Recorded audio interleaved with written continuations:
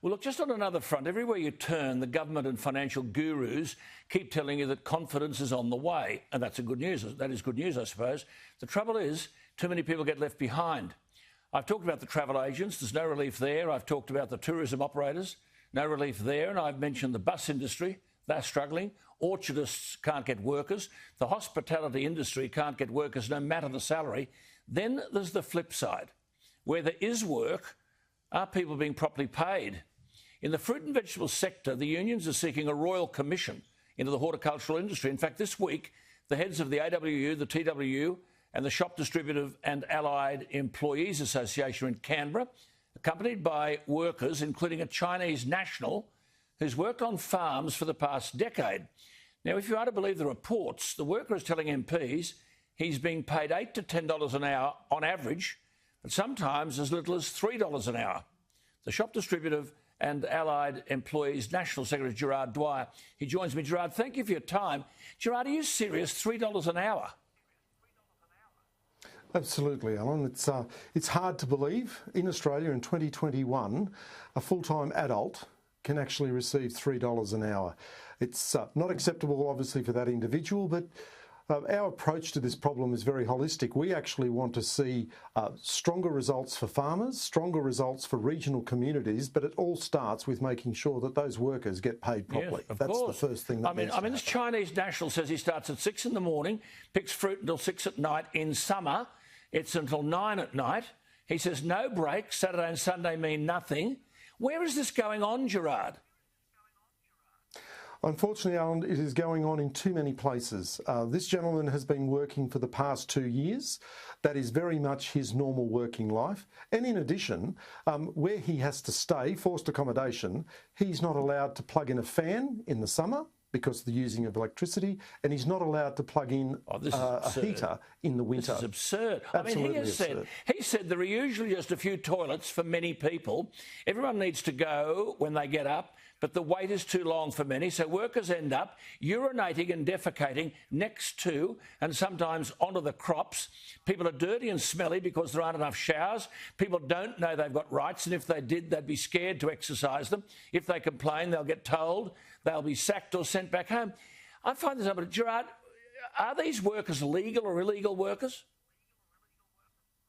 Oh, no, there's a range, Alan, in terms of, yes, there are some undocumented workers. There are other workers who are here on visas, and the holiday visa is a particular problem because we have guests in our country, young internationals. They're here for perhaps a year. To extend the visa, they need to work perhaps 88 days in the regions.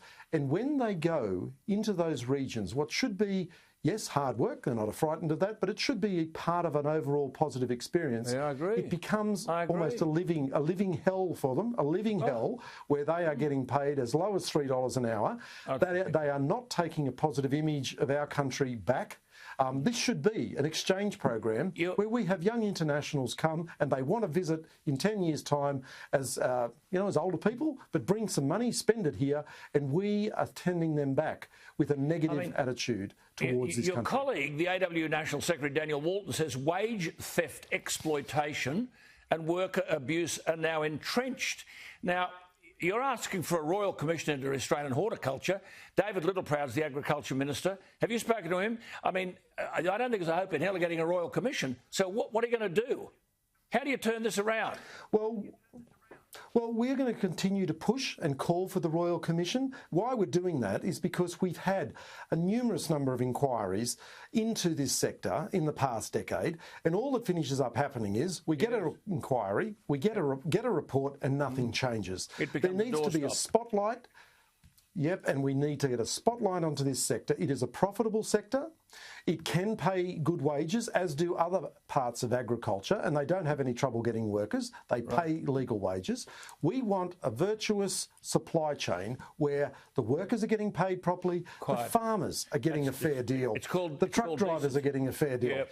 It's called decency and common sense. A decent approach. Now, just quickly before we go, are you getting any positive response from MPs? And when do you leave Canberra? And I'll be back in touch with you to find out what's going on.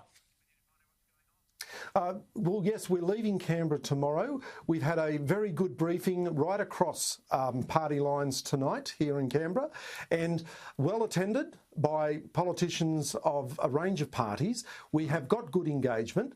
We are here. This is not a politicised campaign. This is about making sure that we get a fair go for workers in regional Australia, a fair go for the farmers, and a fair go for regional communities. That's what it's all about. Everyone watching agrees with that entirely. Look, we'll keep in touch with you. This is extraordinary. I mean, people don't believe this sort of stuff. $3 an hour, unacceptable. Gerard, thank you for your time tonight. And as I said, we'll keep in touch as to what progress or none is made. But thank you for your time. You know, and thank you for your interest, Alan. Not at all. It's a very important story. Gerard Dwyer is the National Secretary of the Shop Distributive and Allied Employees Association.